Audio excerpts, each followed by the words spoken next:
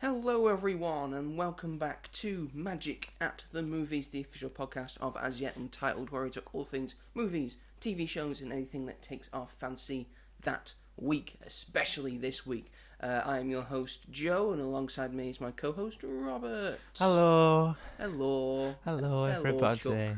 Hello Chuck. Yeah, you can't get away from your northernisms. No, that's very correct. Mm-hmm.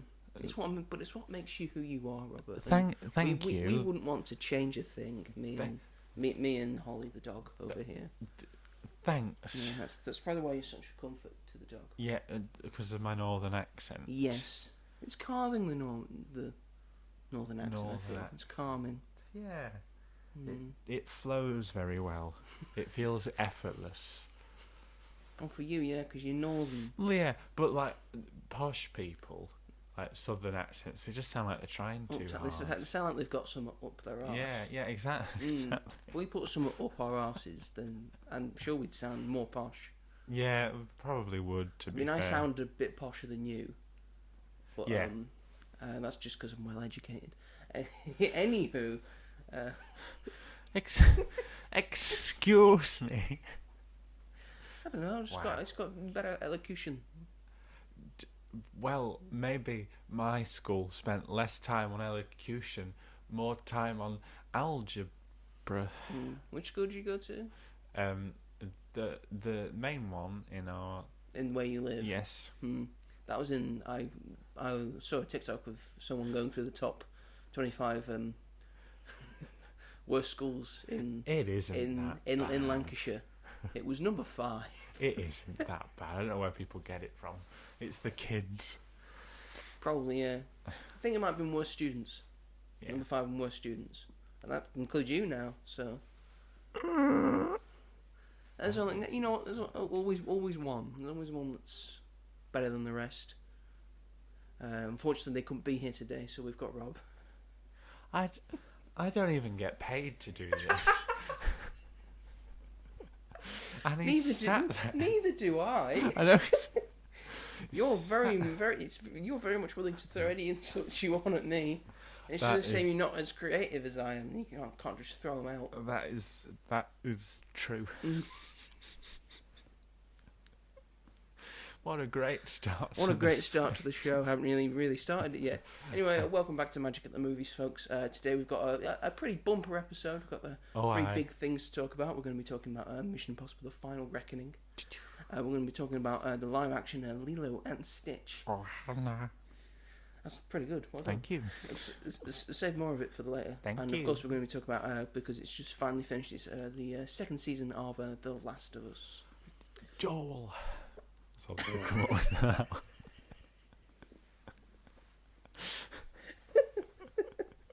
I don't know which character that was saying that, but we'll go with Tommy. I think it was just you in an imaginary world where you're in The Last of Us. Maybe that was my reaction when that moment happened in that episode. That was the vaguest description of it. You know which episode I'm on about? Yeah, well, everyone knows. He's in a few episodes. He's in a few, to be fair. But that episode... He's going to be in less episodes, I imagine, in Season 3. I don't think he's going to be in any episodes in Season 3. Might be in flashbacks and stuff. Maybe. Hopefully. We'll see. But yes, those are the main ones. But first we're going to start off not with our regularly recurring segment. We're going to do something else just before that. And that's our new segment. It might not be regularly recurring. Called we love the comments. We love the We love the comments. So this is just like a and if you want to leave a comment, feel free to leave a comment. But this is come about because on our last episode of Magic and Movies, which was about Andor season 2. Which of all episodes? Why is that the one? Star Wars. I thought that we talked about it pretty good, did we not? I think we did, yeah. But I think we talked about certain other things like we want more female representation and stuff about that, and feminism and all that, and how we actually like some of the other stuff that Kathleen Kennedy has done during Disney Star Wars. Like we sort of enjoyed Disney Star Wars. This gentleman I haven't heard this, by the way. Well, boy, a boy, really. I haven't heard who's this. Who's a Thai guy I won't name out because we won't give him the credit. But you can probably find it. But oh boy, this is fun to read, and you can just hear the vitriol in the in. Do they have a profile picture? No. Well, there you go.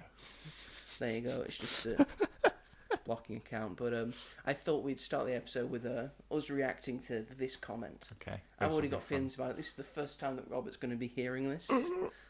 So this was on our Andor season 2 episode, which got quite a lot of views for us on the YouTubes. And it was doing all right on Spotify and well, but obviously it gained a little bit of traction. So obviously this came into the zeitgeist of this guy. I don't know what else he's been watching, but are you ready, Robert? Yes, I am. Here we go. Yeah. This is what this person had to say. I was going to say good luck on your channel until you guys went into a soy boys rant attacking the Star Wars fan base as incels or something. He wrote Star Wars as SW because he's lazy.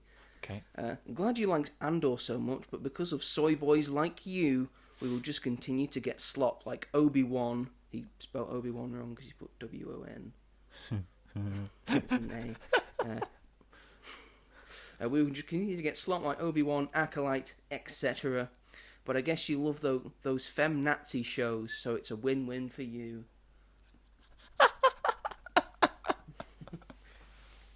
What a comment, am I right? There's just so much wrong with it. Yes, I've never tasted soy. What is a soy boy? Soy, because you drink soy milk, because you can't have the full thing. I think. So and you like complaining and stuff. It's what they think soy boys. So, making fun of people who have dairy alternatives. Yes. What does that have to do with Star Wars? I think it's because I think what they think is if you're a soy boy, you actually you're technically a feminist. But you're a man, so you can't be a feminist. And being a feminist is bad because you can't want equality. I'm not saying that's not what I'm saying. No, I know. This is what this guy is saying. I'm not agreeing with anything. No, man, he called us fem-Nazi. Because we said that we've liked every piece of Star Wars media that we've seen, or how there's good things in every Star Wars. There's good in the bad, there's bad in the good. But what about Obi-Wan Kenobi is outwardly feminist? It's got Princess Leia in it as a child. Oh my god! And she gets things to do. And then, like, the Acolyte, because the main character's female? A woman. How can you be a feminist and a Nazi? A fem-Nazi? Those just two things I just don't think go together. No. Well, that obviously means, like, I don't know how to describe it, but where it's like women above men rather than equality, which I'm all for, but whatever. But in a way that's aggressive and, you know, that sort of thing. Well, if you look at feminists and you look at Nazis, it's very different. It's different groups. It's different strokes for different folks. For some reason, this person isn't happy about. Yeah, he's just full stop. Not happy. This person isn't happy. But the only stuff he mentioned was Obi-Wan and the Acolyte, which I think Obi-Wan.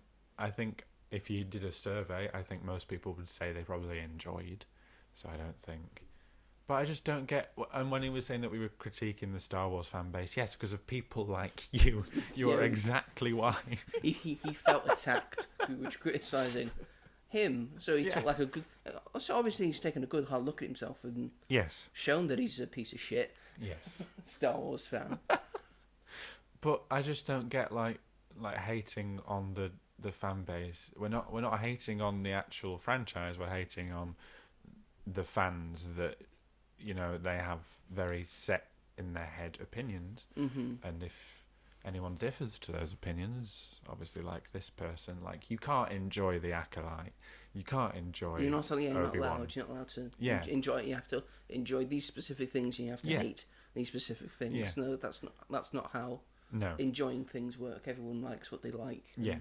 And The Acolyte is a show that just simply highlights a female story in the Star Wars universe. God with forbid. also some very cool male characters as well. Yeah. So it's not as if it... Like the guy not that from it would be a Squid problem Game anyway. Guy from Squid Game. who got cast and then learned English Yeah. Yeah. to be in it. And the sort of bad guy in it, I've forgotten his name. I don't know. I can't remember. But he was very cool as well. I thought the Acolyte was fine. Yeah, exactly. I'm pretty sure I said this. I thought it was fine. Yeah, there's some good stuff in it and there's some not great Didn't stuff love it. in Didn't hate it. No. So it was fine. So all of those comments are just bullshit. Like, great, you like the Acolyte. Okay, so we're allowed to like that because everyone else is sort of liking it and is happy with it. But maybe does that have something to do with the fact that it is a male character that leads that show? If it was, maybe it wouldn't be. But if Jin was leading that show instead, not that it would work with Rogue One, but let's just say, do we think that it would, if it was the exact same show but Jin was the main character, or another one of the... There aren't many female it's not characters mentioned in Rogue One. Ahsoka. It's not mentioned Ahsoka. Because that's a character that again has been built up. A character that everyone hated at the start. Yeah. But now everyone really likes, and it was showrun by Dave Filoni. Yeah. Man. What gender was the showrunner for The Acolyte? It was a woman. It was a woman. I just find it really odd that they just picked out those shows. I could understand where they were coming from with The Acolyte because it's mostly not well regarded in the Star Wars fan base, which is fine. But then saying that Obi-Wan's the worst thing that they've ever done, which I don't think it really is. Yeah, it's droids. It's droids. Yeah, the animated show Droids. That's the worst thing. Do you remember when we were going to get that or Attack of the R2-D2 or Attack of the Clones? We were going to get that R2-D2 and C-3PO Disney Plus film at some point, and we never got that. And then someone showed them droids. Like, we've already done this, and it wasn't very good. Wasn't good. So maybe we don't do this. So this person needs to get a life. If he doesn't think we're Star Wars fans, I mean, what I'm looking at right now says otherwise. The massive Star Wars Lego collection, yes. Yeah. So end of the day, like what you like, and I'm fine being a soy boy if it means I'm a feminist. Oh yeah, of course. And I stand up for gender equality and all that, and just liking good things. Yeah. And liking what I like, and standing up for what I like. Yeah. And saying I like this thing. Well, you can't. Well, you're not allowed to like this thing. Yeah, I am. Yeah. It's a free country. Yeah. And they say I think it's really hypocritical to call someone a soy boy if you're also heavily critiquing something that doesn't matter and are getting upset and obviously aggravated at this thing. So when people say that oh, you're a snowflake, well, aren't you actually a snowflake because you're also bothered about this? Yeah, you've been thing. very upset very quickly about this. So it just doesn't work. You can call us any names you like, but I mean, if we're soy boys, we're soy boys. End of the day, we stand by our opinions, and or is the best of Star Wars. Yeah, one of the best of Star Wars. We also like the Last Jedi. Yes, we do. See, you didn't mention that. Yeah, just so fucking deal with it. Yeah. That's what we have to say. That's the end of that segment. We love the comments. If you have any nice comments, that'd be nice. Yes, you can just send some nice comments. We might read those out every once in a while. Yes, that'd be lovely. But as that segment's over, we're going to move on to our regularly recurring segment. Yep. Which is... What have you been up to this week? We put a bit of jazz on it. I did. I feel like I need to change it up each time. I don't. But it's your prerogative. You sing it after all. Anyway, Robert, what have you been up to this week? Not much. I was going to go see 28 years... Not years. That would be far too soon. It's 28 years later. 28 days later. Say, yeah. 28 days later. And I didn't. So that ruins that segment. I watched Rogue One the other day. after what, and it has gone a lot higher on my Star Wars ranking. Yes, now that you've seen Andor. Yeah, I think it's top 3 for me now. Actually, I really loved watching it. I think watching Andor really, like, it hits different when you've watched Andor. It's like a brand new, excellent trilogy. Yeah, that's what it feels like. That's a really good way to describe it. I was just, because I didn't really remember it, and I was like, oh my god, like, this is what Star Wars can be. Like, it doesn't have any of the main characters in it, and it's just as good. I love how if you watch it like with Andor, and like it's only like Rogue One, it's like an hour and a half in. That's the first time you see Vader. Yeah. which is fun. Yeah, I forgot how much he's in it, more than I thought he was as well. He's got that little scene in his castle. Yeah. Because he wanted a castle at the place where he was horribly burnt. Yeah. I live here now. I live here now. Just look at this big castle. Let me walk you through the dining room. I can't eat here. I just have things going on. No, it was so good, but I can't imagine children enjoying it as much. When I was watching it, I was like, if I was younger, I probably wouldn't enjoy this as much, because it still feels very much a similar tone to Andor, where it's a lot more grounded and a bit more serious, and not but that Star Wars but it's isn't, got the but comical droid. It does. It's got Darth Vader and space battles. There's a big there's a big thing that's going pew. Pew. So that was very good. I finished The Studio season 1. Yes, I sort of gave up on The Studio. You gotta keep going with it. Can't. It's so funny. Why'd you give up? I was busy. They're only half an hour. It's not something I that also you're don't gonna have Apple watch. TV Plus. Oh, okay, that's probably not great then. That's fine. Makes it difficult. Yeah, then that's Wink, fine, because it's too expensive and there's not a lot of I content on it. have Prime, I have Netflix, I have Disney. Those are the only 3 That's all that you I need. need. Yeah. I used to have the WWE Network. I don't need that anymore. It's all on fucking Netflix. Yeah, which is pretty good. Yeah. The So Studio's I'm happy. really good. Studio's really good. It's really funny. One of the most entertaining shows of this year. Like, the writing, it's because like the references they make. If you don't know what it's about, set in a fake movie studio like Warner Brothers or Universal, and Seth Rogen's the main character, and he's like a new studio head who has to run that studio and like save it, and it's just so funny. Like, they're having conversations. They're going to make a Kool-Aid film, and they're like, which way do we go with it? That was the first episode. I have watched that episode, and I've watched the one. Yeah, the one is good. But yeah, like, each episode is like about a different thing. So the first episode is about the Kool-Aid film, and then it's like sort of like based around that one thing. So they're like, yeah. So they change up the show depending on what they're doing. Like, yeah, like the Warner episode that's about doing a Warner. Yeah, is a Warner. Yeah, so I love that. Which is very fun. I think that one's my favourite out of all of them. But it's just so. So I peaked at the right time. You peaked at the right time. I watched the best episode and then I left. There's lots of great episodes. All the episodes are really good. I was going through the listing and I got to like episode 6 and I was like the Golden Globes. It's like the Golden Globes episode and I was like, oh, that must be the finale then. No, CinemaCon is the finale. So there you go. Yeah. So I was misinformed. But just like all the cameos that are in it, and like, it's so funny because you understand the references if you're interested in the film industry, and you know it's, and like how business and how like Hollywood executives' minds work, and it's just really good and really funny. Catherine Hahn's in it, Catherine O'Hara's in it.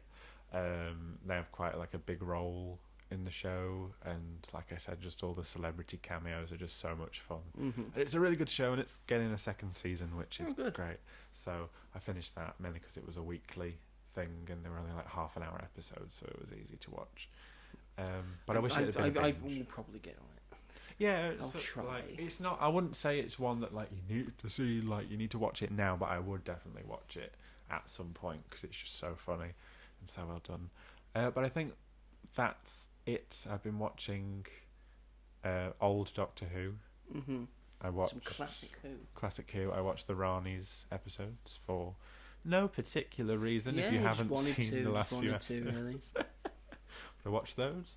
What are we going to be doing on Saturday, Robert? We're going to go see Doctor Who. We're going to go see Doctor Who in a cinema. See the last the two finale. episodes. I have seen the first episode. I haven't. I probably will. I will zip. I probably will have to see it before I see it on Saturday. But you didn't do it last time. I'm just narrowly avoiding Spoilers. too many spoilers. Yeah. And it's just getting to me. It's going to be at one point where something just spoils it for me, so I'm going to have to watch it sooner rather than later. Yeah. I mean, I feel this is very much like a first part. I mean, I loved it. A lot of people hated it, and I was like, for fuck's sake, it's turning into Star Wars. Honest to God. Although I did see a thing of like the way Russell T Davies writes things. He just takes his Doctor Who action figure collection and just picks things out at random. So, we're doing the Rani. Okay. I think that's fine. That's fine. Works. I like seeing these classic ones that they've not done in a while. Yes. A good long while. It makes and sense. I need a rest from Daleks. I need a rest from Cybermen. Yes, 100%.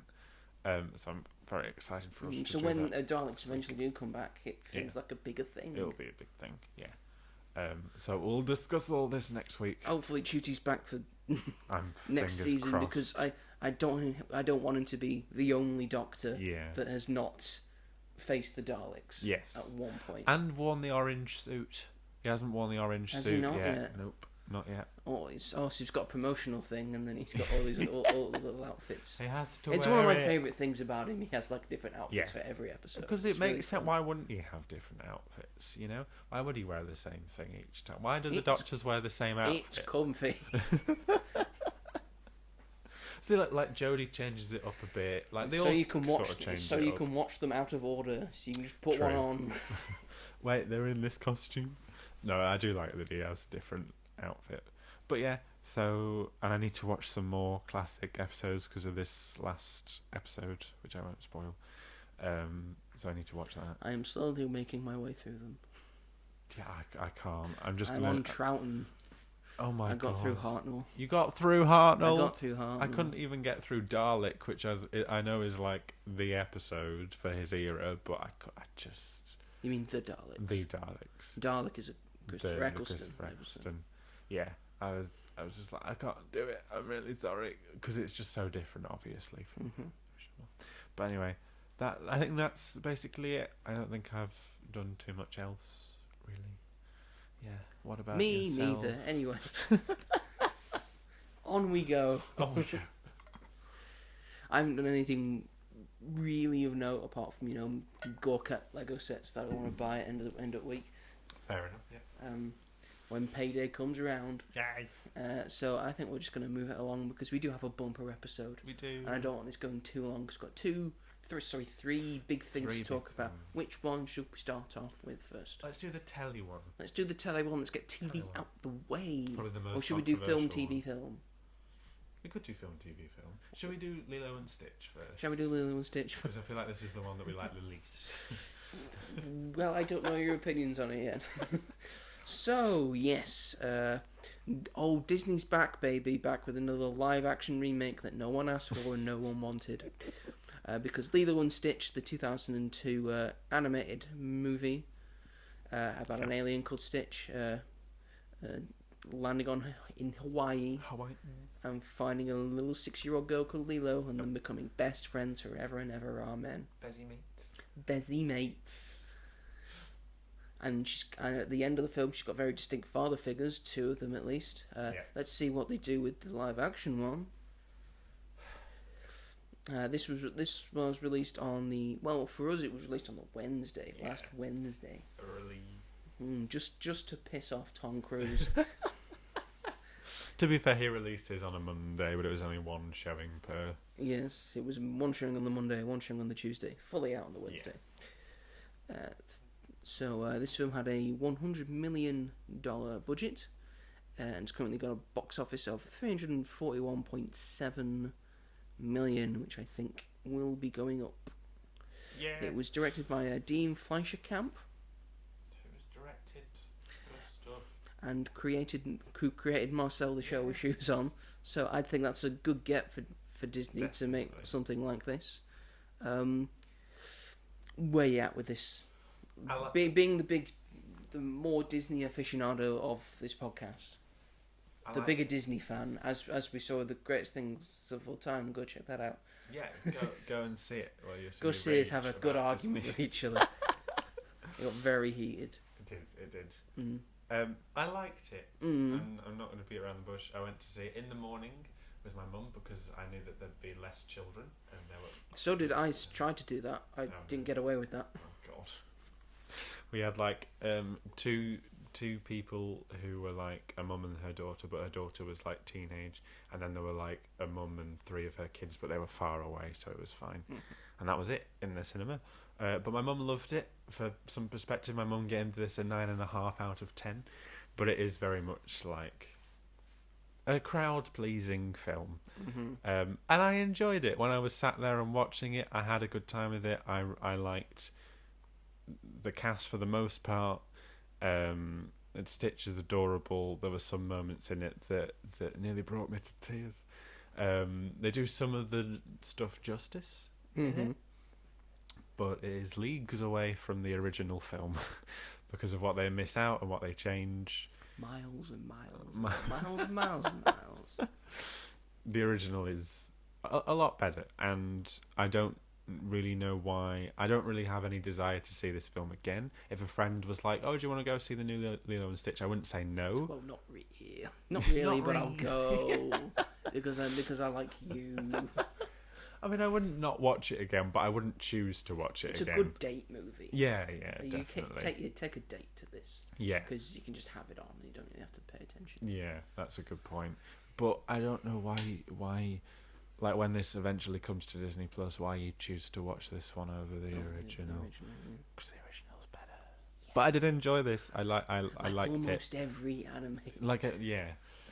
But I saw a list. I think IMDb put a list out on their Instagram of like comparing the Rotten Tomato scores of like the original, the original animated movies versus the live action remakes. Yeah. Only one live action remake has a higher Rotten Tomato score than its original animated movie. Is it The Jungle Book? It is The Jungle Book. Because that's got a high Rotten Tomato score. Does have quite high Rotten Tomatoes. So that's great. Yeah, it's real good. Real good. I'm not gonna lie. They've had 2 live action goes at The Lion King, and neither have a higher tomato score than the original. Not gonna lie. I don't think even combined they have a higher score. No, I don't think they do. Not gonna lie, I've enjoyed every single live action remake apart from Pinocchio, which is a piece of shit. Yeah, it was very bad. But I've liked every other one. Like some obviously much more than others. But I just like those sort of films. I don't take them as seriously as some other people do. Like some other people are really, really against them, and I'm like, if you don't want to watch them, you don't have to watch them. They're not. Well, it's the nostalgia factor and the rose-tinted glasses that's going into that. Of like, you're ruining the thing that I was brought up with. But you don't have to watch it. Like, and I think that some of them are done really well. Like, there are some of them that I absolutely love. This is not one of those where I'm like, they did a really like superb job. Like The Little Mermaid, Cinderella, Beauty and the Beast, Aladdin. I think they're all excellent at retelling the story, adding new elements, making it interesting. But this is very just like similar to the original, but the stuff that it changes, it gets wrong. I said in my review they made the wrong changes. Yeah. Like, I know we're like saying, hey Disney, if you're gonna make live action remakes of your animated movies, at least change it up a little bit so it's worth watching, worth going to the cinema to watch. Otherwise, why do I not just watch the original, which is the same thing, but looks nicer because it's a cartoon. And yes, Disney, well done, you did change things about this, but the changes you made were so fucking stupid, beyond words. I'll get into what I think about this. There is stuff I like. I gave this a 6 out of 10 on my 1 minute review. I think all the stuff with Stitch is good. Yeah. Stitch does look great in this. It's very well done. There's a lot of moments where he's just incredibly adorable. And it's incredibly like, incredible. But I mean, having watched the original like recently before it, I was like, he's not psychopathic enough. Yeah. He needs to be more insane. Like at the start, and then you kind of like see him grow. Yeah. Like throughout most of this, he's just adorable. Yeah. I think I know that's what people like remember. Like, oh, Stitch, he's adorable. No, people need to remember that. This guy, this guy at the start, he was a menace to the society. Yeah. Like, he's pushing Lilo down, he's messing shit up. Speaking of Lilo, I don't have a name in front of me, but the young girl that does play... Maya something? I don't know her second name, but I think she's called Maya. Yeah, she's like 6 or 7 or 8. Yeah. And she's amazing in this. So I think good. she does a very good performance. I think she's fantastic and adorable. And yeah, she was. I think she does a very good job, and I think the film also does a very good job in like bringing together something that the original alluded upon, but didn't really, focus most on, which is the relationship between Lilo and her sister Nani, and the troubles that they've gone through, and all the loss of their parents, and Nani just trying to make the best of things. Yeah, and all of that. I thought that was the relationship between those two. I thought was pretty well done. I liked that. Well, and then we get to the bad stuff because they made this will be a spoiler. Yeah. They made Jumbo, the main bad guy. They get rid of many characters. They get rid of many scenes. Like integral scenes. Like the start of the film where you see Stitch's origin and him escaping. The start was so fast. It's so incredibly rushed. Like, stay on this a bit longer. Yeah. And it was really... Because it looked really good. It did look good. The creatures all looked great. The aliens, sorry. I don't know. And then you're taking out key characters and... Where's Captain God-Do? Yeah. Where's Gantu? Where's Gantu? Why wouldn't you just have Gantu in it? I think it had and give Lilo like in the original two father figures with Detective Bubbles as well. Yeah. Whose role is greatly lessened. Yeah. He's in it, but he's not really. Yeah. Like the main thing that he's like. Their social worker has more screen time. Yeah. Who was the voice of Nani in the original film, which is very nice. cool. So it's nice to see her in it. Yeah. And nice to be given a role. But that's really what Bubbles is there for both things. So he's sort of just mostly like a CIA guy. Yeah. And not the social worker. He's not gone from like CIA to social working, which is the joke. Yeah. Which is funny. Yeah, and now he's just an agent. And also, why wouldn't you just cast Ving Rhames? I don't know. Yeah. Because in real life he just looks like Detective Bubbles. Yeah, he does. Yeah. And he is the voice of him in the original. So I don't know why you wouldn't just cast Ving Rhames in this. Not the guy who's playing Bubbles in this is bad. He's very good. Yeah. From what he was given, but apart from that, it's fine. I'm never going to forgive them for what they did to Jumbo. Yeah. Because I hated that. This is a spoiler as well. I hated the scene where he's chasing them and he was in their house and then he was shooting Lilo's memories. Yeah. And he was saying like, "Oh, humans." I hated that. I was sat there. I was like, "Why would they do that?" That was horrible to watch. And like, talk about ruining a character. One, he doesn't even have his Russian accent that everyone knows and loves.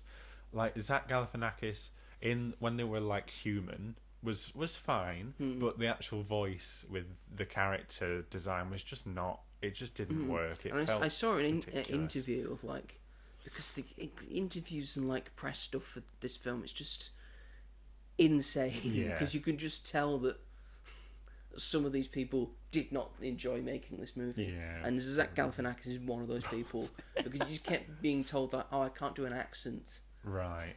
So I have to just do like my normal voice, but like sort of like put like a Russian intake on it. It's just why wouldn't you just do the accent? Cast a Russian guy. David Harbour would have been really good. David I know that Harbour he would have been been too good. similar to Red Guardian, probably, but he would have been really good. In like human form, it would have worked really well. And That's not to say that Zach Galifianakis can't do a Russian accent. He probably can. Yeah. And that's probably what he tried to do, and then Disney were like, nah, we can't have this. I quite liked Pleakley felt a lot more Pleakley by similar. Billy Magnuson's Pleakley was pretty good. It was good. But they didn't do the drag element, which was very disappointing. They sort of tried with like him as a human, but it just felt stupid rather than like the director said that he really tried to put it in. I was like, well, why didn't you put it in? You could have. Just do it then. Just animate some hair on the top of it. But instead you went for like human form and just make the human camp, I guess. Yeah. Which isn't the same thing. No.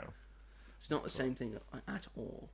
And also, Hannah Waddingham's in this as well as the main alien Grand Council woman. The Grand Council woman. Just a very good job. Very good. I thought it was the same person from 2002. Did you? I think she did a great job. She did. She just capturing the same thing. Yeah, I thought that she was gonna maybe get a human persona, and I thought we might have seen.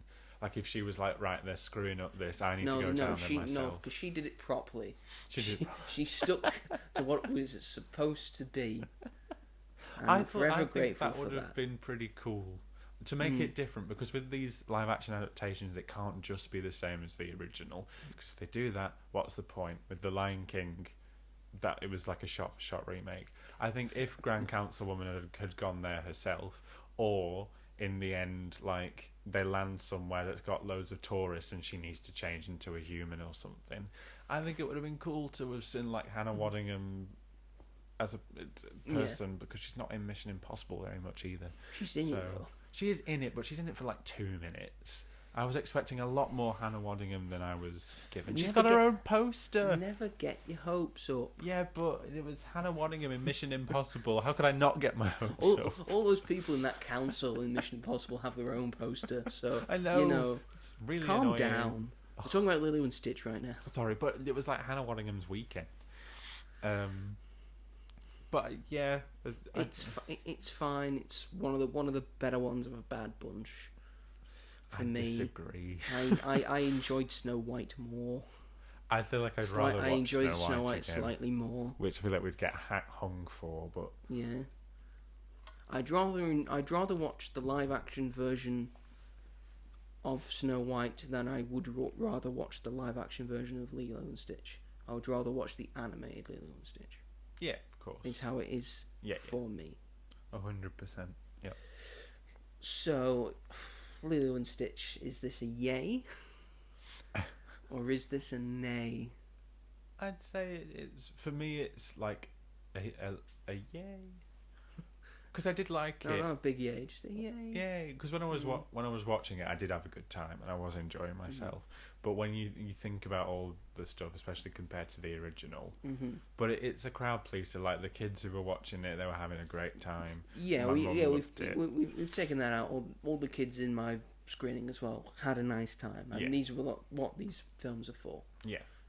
Very much all like scrambled in my head. But for me, in my opinion, this is like it's not a big nay, but it is a nay for me, because I don't think it was worth making this. Probably not. They had an issue with the budget, because it was originally supposed to go on Disney Plus, so that was where the budget came from. Yeah, so that's where the 100 million budget came from. So I think if they'd given them a bit more of a budget, which they could have done, because this was going to make money no matter what, then they probably could have done it's some Stitch. other stuff. Everyone loves Stitch. Everyone loves Stitch. Did you get the ears? No, did I hell get the ears? Sorry. I thought you would have got the ears. No, not that far. Did you get any memorabilia? No, you didn't. Well, I went to a cinema where there wasn't any on offer, but I wouldn't have anyway. If it was the original film, yes, but it's not. I've just remembered that I watched the Phoenician Scheme on Sunday. Oh, me too. I've literally just remembered that now too. That's it was how good that was. It was good, folks. I enjoyed it. I enjoyed it, yeah. I thought it was pretty good. But I'm a little tired of Wes Anderson, if I'm honest. I still think The Royal Tenenbaums is his best one. I watched that the other day. Why didn't I mention that? What have you been up to? I watched it because you said that it was I said it was good, yeah. And it was really good. It was great. It was great seeing his like typical style, but also before he had the pressure to sort of meet expectations. Yes, of doing a Wes Anderson thing. And then... So it just felt a lot better and flowed a lot better. Now it's just like he feels like he's just doing it for the sake of it. And I feel like style over substance sometimes. I still think it works for him. Yeah, I liked the Phoenician Scheme. The Tom Hanks and Bill Cranston scene was fantastic. It's really good, yeah. Couldn't stop laughing, but yeah, it's just the same as his other, like his more recent stuff, like Asteroid City and the French Dispatch, like which all three I enjoyed immensely. Me too, but I wouldn't say that they're like his best work. I just feel like he needs to change it up just a little bit to keep things do something else interesting. But I liked it. I liked it more than I thought I would, because we had a conversation about it before. Like the couple of days before it came out, and I was slagging him off, and that I wasn't going to see it. And then I did see it. I mean, you caved.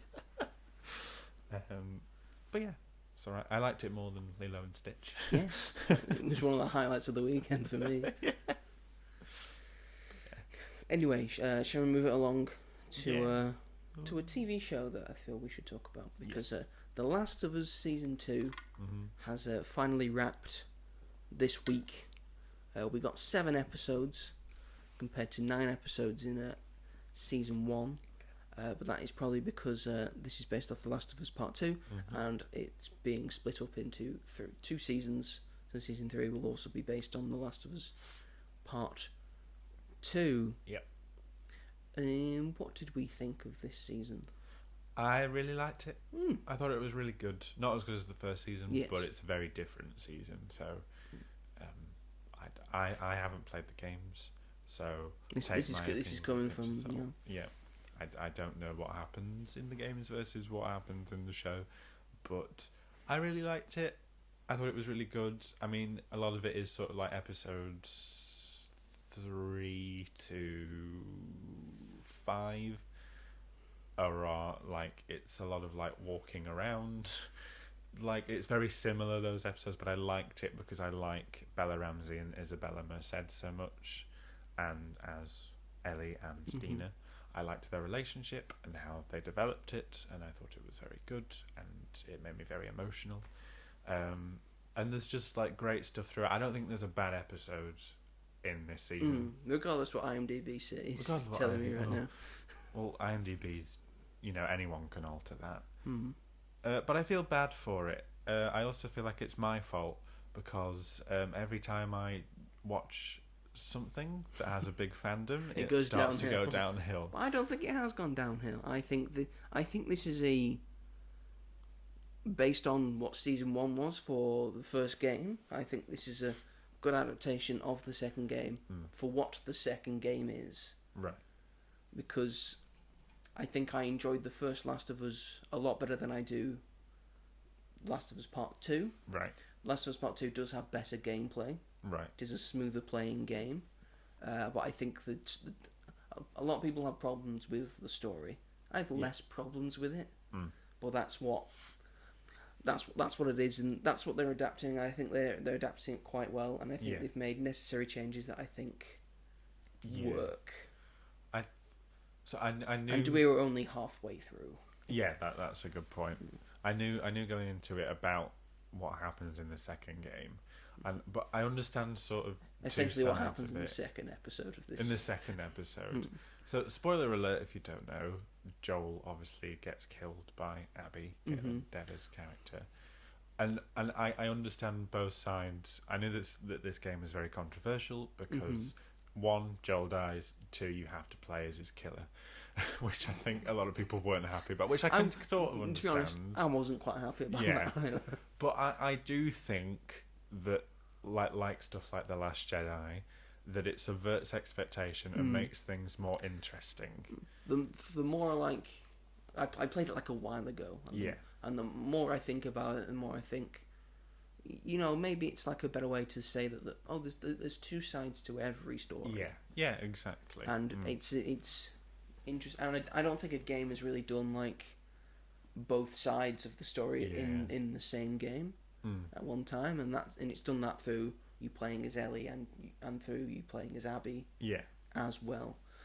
I know a lot of people have. It's just had the same controversy that when the game came out had, and it's not nice to see, and I feel very sad for Bella Ramsey, who is just trying her fucking best, and in my opinion is doing a bang up job of playing Ellie. It's such a shame. It's bullying. It's just outward hatred and bullying. But what makes me laugh is the people that didn't like the second game are watching this season and then like critiquing it and then expecting it to be better. And it's better. like, well, you know what's going to happen. So this is going to happen because this is the second game. This is the game that you didn't like on screen.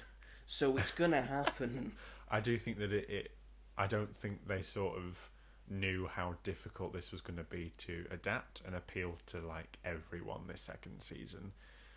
Like taking probably the most controversial game of all time, or one of, at least one of, and bringing that to a mainstream audience is difficult. And for me personally, I think they do it very well. I can personally say, I watch this every week with my dad. I watch this every week, like I did with season 1. It was me, my brother, and my dad. We watched every episode week to week. And my brother has since moved out. So it's just me and my dad that we've watched this week to week. My dad's not a gamer. He knows this was a video game, so he sometimes asks me questions of, is this what happened in the game? Is there like a different change to this and all that? And but he has enjoyed this season. Like he enjoyed last season. Well, he thinks it's a stellar piece of television. And he raves about it constantly. He raves about it the same amount that he raves about Chernobyl and Game of Thrones. That's great. And he's in that mindset where he's not like on social media. He's not on social seeing like media, all the hatred and people comparing. He's got a better life. He's not. He's not swayed by the internet. To be fair, yes. But it's a very complex story. Like the stuff that happens. Obviously, it's horrible what happens to Joel. But you can very much understand why Abby does it, because I think Joel makes the wrong decision about obviously what happens at the end of season 1. But it's a very complex situation. It's not. It depends from your viewpoint. If he's made the wrong decision or the right decision, because you could say that's the wrong decision. We could have made a cure. You could also say, actually, that's the right decision because you're taking out this girl's brain to try and make a cure. Why didn't you just take out some blood? And then you try and identify if you can make a cure out of that. You can't just kill a girl, and then that's the only option of trying to find a cure, and then it doesn't work, and then you just can't do anything. Yeah, that's true. But I think killing an entire hospital full of people... Very true. A lot of them would have been innocent people because they're just there to do a job. Obviously, Abby's father is one of the doctors. But it keeps going back and forward. So obviously, this is very much Ellie's revenge story for the most part. And what happens in the end? Oh my god! I was like, Gail, we need therapy ASAP. quick. I need you to put your book down, Gail. Come on. Talk to me. But again, like the stuff. Yes. The flashback episodes, episode 6. Yeah, episode 6, The Price. Like starting it out, which kind of like converges like all of like the flashback bits that are in, are in the game, because they come like sporadically. Right, I see. So like you get like you play a bit like main story, and then you get a flashback to like 1 year, and then you play a bit more, and then they go the second year, and then all of that. It's like in snippets. Oh, that's really good. And then you get to the end, which is where you start playing as Abby. Right, okay. I bet everyone was like, when that happened. But I am worried about season 3, so I don't think it won't have the same hype around it as this season did coming off the first season. I don't think. I think mainstream audiences will be like, why are we not? Where's Ellie? Where's Tommy? Where's Dina? I think they'll be confused as to why, if they don't know about the game, why they're spending an entire season on Abby's story. I think obviously fans of the game will be very excited to see that play out, and fans who really like Abby, fans who don't like the game, why are you watching this in the first place? But they're going to have something even more to say. So it's gonna be the exact same as this season. Knowing what I know about the game, and how it goes, I don't think the entire season is going to be focused entirely on Abby. That's because we do have stuff with Ellie at the end, which I won't spoil. No, but it ends on a cliffhanger this last season. Yes. So. And I feel like they've maybe filmed them back to back. I'm not too sure about that. Hopefully, I heard that it's coming out in 2027, which is a long time. It's in 2 years. I know, but for the second part of it as well. If we can wait that long for GTA 6, we can. Good point. We can wait 2 years for Last of Us Season 3. Overall, thought it was great. Yeah, but I'm not happy with who died right at the end of the last. Yes, episode. I'm sorry. That does happen. Really in sad. In the game, actually, it's they don't plea to the council to try and get Joel's killer. Oh, right. Tommy just goes. Oh, does he? And that's the justification for Ellie and Dina to go. Yeah. Because they're sort of getting Tommy. Yeah. Right. Yeah. Oh, so that is quite different. Then. And in the meanwhile, Ellie's getting revenge on people. Yeah. And accidentally killing a pregnant lady. Oh, that was horrible. Oh God. It's worse in the game because she just kills her in cold blood. Yeah. I watched that clip. But see, is that scene? Mm-hmm. Is it better that they did it that way in the I think show? It's better that they did it that way because I think it shows that she has empathy. She has empathy and she's trying to be a good person, but she's just sort of blinded because one of the people that she loves the most has been brutally murdered by this one person, and then that's just her, and then she's just trying to get to that one person. Yeah. And unfortunately, when you're red in the face with rage, nothing else matters. Other people are gonna burn in that fire. Yeah. Again, it's I thought it was a very solid series. It's not as good as last season, but I think this show is still worth watching. Yeah. I still think it's the best video game adaptation that we've ever had by a long stretch. That's Super Mario Bros. And the Sonic movies, they're pretty good. I think in terms of quality, it's definitely The Last of Us. Shall we move on to our final review? Dun, dun, dun, dun, dun, dun, dun, dun. What's that in Morse code? No idea. It's MI. Isn't it? Dun, dun, dun. That's MI. That's very so clever. It's built into the theme tune because we're talking about Mission Impossible: The Final Reckoning, Mission Impossible 8 in the film series. Yeah. This could potentially be the last one that Tom Cruise does, although potentially not. He has gone on record and said, "I want to do action movies until I'm 100 years old." The Final Reckoning leaves it open-ended. Quite open-ended. Spoiler alert.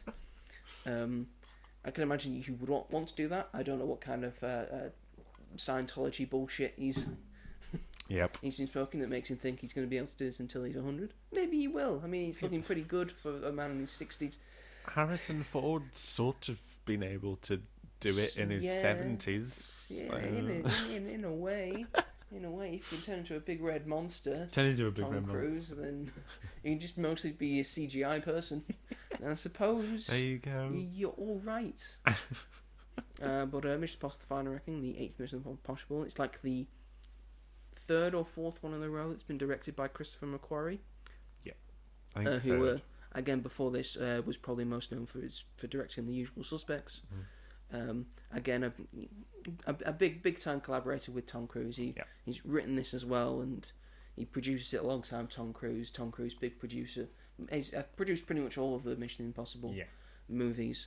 I've seen a lot of interviews during this time of him promoting it, and he's done he recently did an interview with the BFI, and that's a very interesting watch. And I enjoy seeing Tom Cruise being interviewed in those situations, like the people like the British Film Institute, because it's all about movies. We all love movies, and Tom Cruise, he's very passionate about movie making and filmmaking and the business in general. And he's just a great student of the game, and he just really loves what he does. So regardless of what you think of him as a person, that's one of the better things about him. He just likes to elevate the movie industry. He's trying his fucking best, folks, to give us good movies.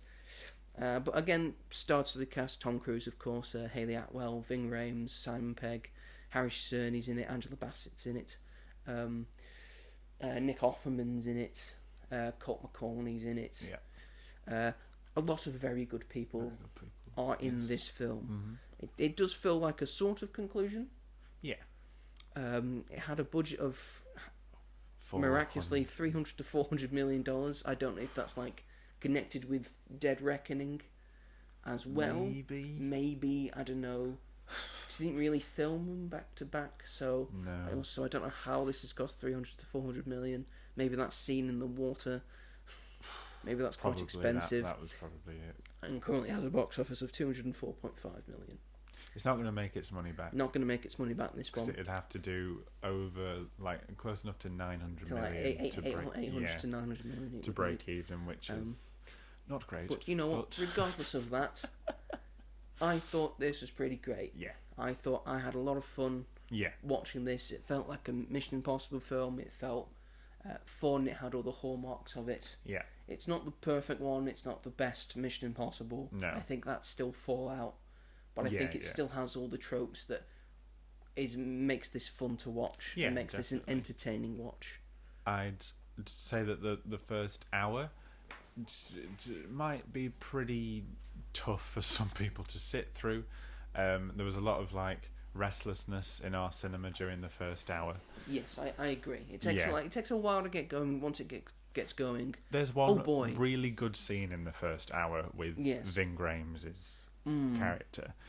But apart from that, it was just so odd because since like Ghost Protocol, we've not seen it necessarily be bad. But I'd say the first hour it was just full of exposition and flashbacks. And it was like, we know this is the last one, Tom. We know what happened in these last films. You don't need to tell us. When I was watching that, I was like, thank God I watched them all before I went and watched this one. I was like, yes, I made the right call. But aside from that first hour, after that first hour, it takes off, never looks back, feels like, you know, the other ones that we've come to love. Bon Clemente was in this as well, I forgot to mention. And she's great. I think she's really good. She's very good. And genuinely, like, the last hour I thought was like the best the franchise has ever been. It has the action, it has the tension. Like just the stuff that we love about going. It feels impossible for this mission to be completed. It really does. Yes. Like the submarine stuff was great, like the way that they filmed it and the shot of him rising to the surface. And that was one of the best things I've ever seen. And obviously the plane sequence, because he was actually doing that, which is because insane. Tom Cruise is insane. He is insane. And clearly just wants to die. What if that went wrong? Like that could very easily. I don't know how it didn't go wrong. That's how the movie ends. Ethan Hunt dies. This film is going to end by how this situation goes. But he was able to grab the thing as he fell. Yeah. And then just later, he was successful, but... Yeah. I thought he was going to die, you know. I did think that. Yeah. Like James Bond. But then Bond. I thought when the thing happened, I thought, well, maybe. Yeah. Then you see his parachute. Anyway. So, it's like, okay, that makes sense. That's sometimes that's what normally happens. He deserves to live, really.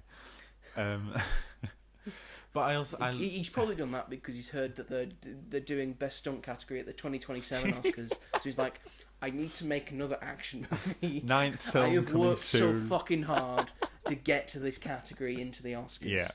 I will not be denied this Oscar. Definitely. I also quite liked the stuff with Angela Bassett. I thought that was pretty good. Deciding to either destroy 7 billion people or 100 We'll million. go over the main thing because the entity, as we saw in Dead Reckoning, it's kind of taken a hold now because Ethan Hunt and his team's been in hiding for 2 months from his own government. Because he's always going rogue. Yeah. So he's such a roguester. That little rascal. You just listen to him at this point, and they do eventually. Mm. It's got to the point where the entity's taking over the codes for everyone's nuclear arms. Yeah. And at the start of the film, the last 4 standing are the UK, the US, China, and Russia. And Russia. I think. And Russia, and it's the UK that goes, and then it's China, and then it's Russia. Yeah. And then finally, it's the US left standing. Yeah. And then Angela Bassett as the president. She was like the head of the CIA in Fallout, and now she's become the president. Has to make this decision of, do I nuke all the other countries that have nuclear arms to stop the entity from nuking the entire world and us, or do I do what Ethan Hunt says and just take ours down before the entity gets to it? Yeah. She tries to do that. The entity gets to it anyway. Yeah. And it starts firing up, and that's how we get to the third act. Mm-hmm. But also in doing nuking all the other countries to stop a war, she would also have to nuke a city in America as well. Yeah. So there's a lot of tension going on. That was really well done. Like that she had to make that decision, and it made you think, like, what would you do in that situation? And spoiler alert, she decides to let nature take its course. Which is Ethan Hunt. He is nature. Yeah, yes, basically. The very embodiment of destiny. Because they're like, who are we to say who gets to live or die? You know, and they'd never forgive themselves if, you know. Very true. But I just thought that was so well handled. That sort of mixed with Ethan on the plane, and then Benji and Grace. Benji and Grace and Paris. Trying to trying to trap the entity, because the idea is to, in the big main server of like the world, or all the world's histories, is that's where the entity wants to be, so the entity can control everything. Yeah. And the idea is to trap the entity while it's in the server. But it's like 100 milliseconds. You've got to try and trap it, otherwise, nuclear war. Yeah. And it glows. It's gone from Fallout of, it's got like 1 second, and now it's like you've got 100 milliseconds, 0.01 seconds. Yeah, the blink of an eye. The blink of an eye. And that's what Grace is there for, Henry Atwell's character, because she's a thief, and what's the difference between a good thief and a great thief? And it's timing. That was clever. Liked that. I don't know why they didn't destroy it though. At the end. Good keepsake. I like that it glowed. Let's keep it, but yeah, it's nice to look very at. Cool. But when they were like just walking around with it, I was like, someone could take this and destroy it. Why is no one destroying it? Someone destroy it, please. Because the world's fine without it. Maybe then it gets out. She's got to trap it in its little prison. Why would it get out? It can't fly. We don't know. We don't know how it works. Put it in the ocean somewhere. We don't want it put in the ocean. That's how we found it in the first place. True. But yeah, like, it's just after that first hour, apart from Ving Rhames' scene. Luther. Yeah, yes. Unfortunately, we knew that we were probably going to lose at least someone in this film. Unfortunately, it's Luther. Yeah. Ving Rhames, the only other person besides Tom Cruise who's been in every single Mission Impossible film. Yeah. So that was very sad. Mm-hmm. I'd tell you who. But he had a good send off. He did. He had a very good send off. I did. Who's the main villain in it? The guy that's flying the plane at the end. No, his name. It's Henry Czerny, I think. No, it's not. He plays Kittredge. I didn't really like him, and I haven't liked him in the other ones. I thought he was Gabriel. He's called. Yeah. I thought he was better used in the first one. Yeah. I thought he had more presence in the first one, and then in this one, like, the entities kind of like disowned him because he failed. Yeah. In Dead Reckoning, to get the key, and now entities gone over to Ethan Hunt and said, "You're going to be the chosen one. I'm going to manipulate you." Yeah. And Ethan Hunt's like, "Nah, I'm going to run. I'm going to do some running. If you want to see Tom Cruise running, then this franchise is for you because he does not but running. he loves a good run. I just didn't think his performance was very good. The guy who plays Gabriel. It's like maniacal in a way. But he doesn't blink. Over the top maniacal. But it really freaked me out that he didn't blink. He had a cool death. Yeah, and he deserved it. Yeah, it was like because the plane's going down and Ethan's pretty much taking him out. Yeah, but he's gonna he's holding on. It's like, haha, I'm gonna win because I've got a parachute. And he lets go, and then the back of the propeller splits his head open, and he falls to the ground. And when he breaks his arm as well. Yeah, he does break his. Yeah, Tom Cruise trying to take him out the plane, breaks his arm. Oh, he shouted! He shouted so much. Yeah. So, but that whole plane sequence, how they managed to do that is beyond me. And the submarine sequence, I feel like they're the biggest, obviously probably the biggest scenes in the film. All I kept thinking in those sequences were how cold Tom Cruise must have been. But yeah, I just don't know how they did both of those scenes.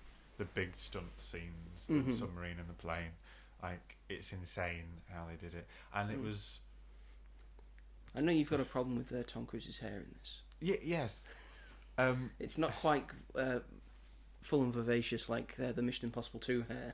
No. So when he's on the wind, he just looks like he's got a bowl cut. Not good. When he's pretending to be someone else, and he takes off the mask, and he has like helmet hair, and it's awful.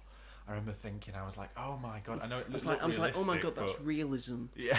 Because everyone's hair would do that. I'm like, that's dedication, Tom Cruise. And Hayley Atwell's character says to him, oh, I like your long hair. And I was like, no, don't encourage it, Grace. Don't be ridiculous. He's having a midlife crisis right now, Grace.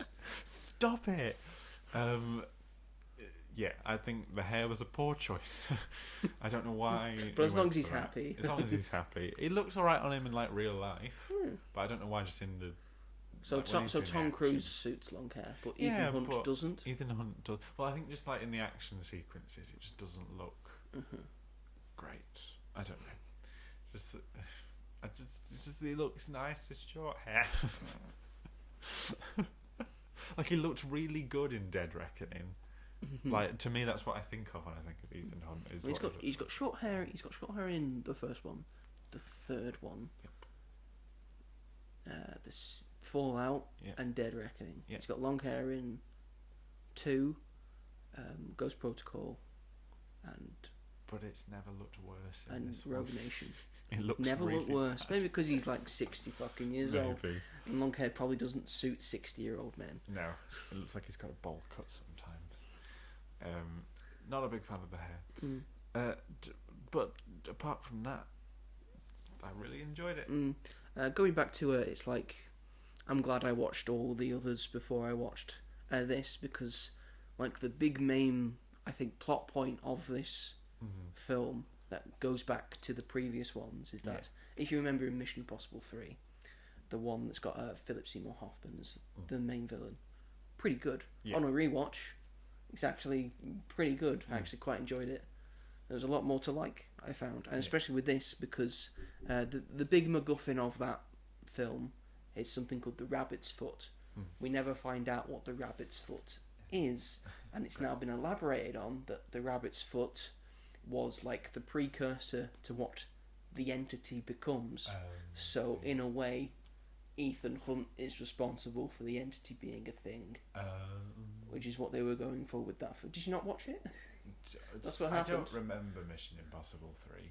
But you watched The Final Reckoning. That's what they were saying. I don't think I understood what was going on. I usually don't understand what people are talking about. In the third one, like, Philip Seymour Hoffman's got Ethan Hunt's wife.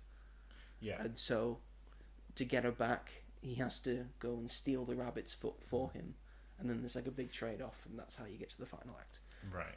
Okay. Final act. And then he gives the rabbit's foot to the US government. In turn, the US government then uses that right to make the entity. Oh, okay. And then the entity becomes a mind of its own, and brings all this about. That's clever. So the entity is technically Ethan Hunt's fault. Yeah. So he's like, which is why you get like, he feels like more responsible for it. Yeah. And he's willing to put more of his life on the line than he already does to try and seal this thing. Yeah. So that's a part I really enjoyed about it. Yeah. So nice overall, it's not the best one. Fallout is still the best one if you're watching Mr. Possible. But like most of these, still very watchable, still very fun, still very entertaining. Still definitely should watch it on the big screen. Yes, 100%. Don't wait for streaming, you idiots. Don't wait for streaming, you idiots. Why would you do that? Why would you do that? Why would you do such an idiotic thing? Just go see it. Just go see it. It's out right now. It's out now. Spend your money. It's out. It's really good. Go and there's nothing coming. Literally nothing coming out this week. Coming out until nothing like, coming the middle out. of Why do you want to see Lilo and Stitch? You can go watch that on Disney Plus. You can watch that on Disney Plus. And you'll have the same experience. Yes, because it feels like it was made for Disney Plus. But yeah, watch it, support it. It's tracking to do better than all of the Mission Impossibles.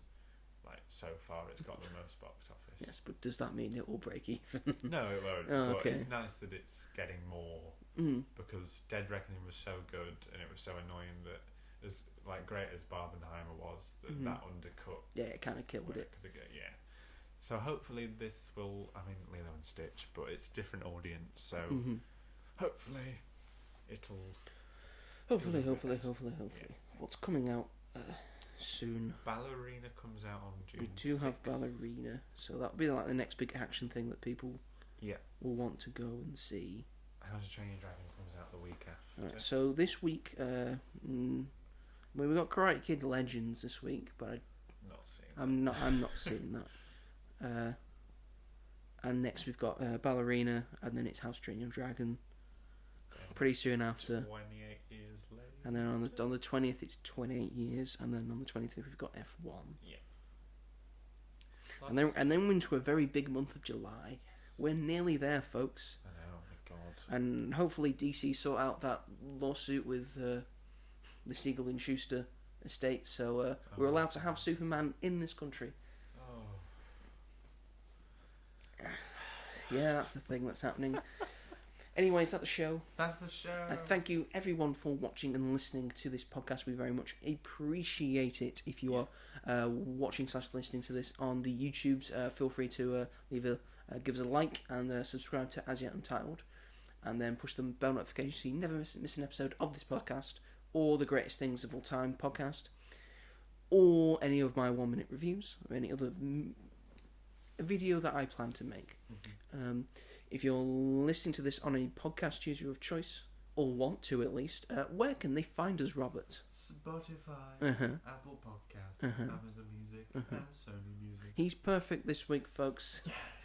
If you want to get into contact with us, we are on Blue Sky, which is Twitter, but nicer. Yep. It's got a better logo as well than X, the everything app. Doesn't even do it. It doesn't do everything. No. Doesn't do my dishes. On Blue Sky, we are at magicatthemovies.bsky.social. On Instagram, I am themightyjoe888. Robert is on Instagram. If you want to get into contact with us personally, leave a comment, say that you like us, dislike us. You might be talked about at the top of the show. Yep. if it's a really creative, and just really deluded quote or comment, that's a bad comment. If it's a nice comment, we're just going to read out the nice comment. If you leave a nice comment, if you want to be on the show, and we'll even name you if it's a nice comment. So yeah, feel free to get into contact with us. Some potential ideas for the podcast. If you want to let us know, if you want us to cover anything, we will. If we know nothing about it, it's probably less likely. Well, maybe we'll have a go. You never know. Next week, a different thing. What are you doing that for? Doctor Who. Oh yes, we're going to talk about Doctor Who. Doctor Who, new Doctor Who season 2, or Doctor Who season like 15, or Doctor Who series. Oh God. Like 70. We'll say that, yeah. So look forward to that big Doctor Who episode next week that we will probably talk a lot about, because we love Doctor Who, especially when it's woke I'm fine when it's woke. It's better when it's woke. It's always been woke. So thank you everyone for watching and listening, and we will see you all in the next one. Goodbye. Do you want to do your stitch? It's really good. I can't say that enough. It's really good. Just 'cause I got a claggy throat. I know how. See, I can't do it. It's really good, Robert. Maybe I was Stitch. I won't put it past you. Maybe you were. He was just the same as the animated thing. He said that just the same lines. The guy that fell out with Disney came back to Disney to do the voice. See, but they had you in reserves. Yeah, if they needed anyone. Yeah, I do all the stuff for the theme parks. He doesn't speak in the theme parks. The merchandise then. Okay. Thanks everyone. Take care.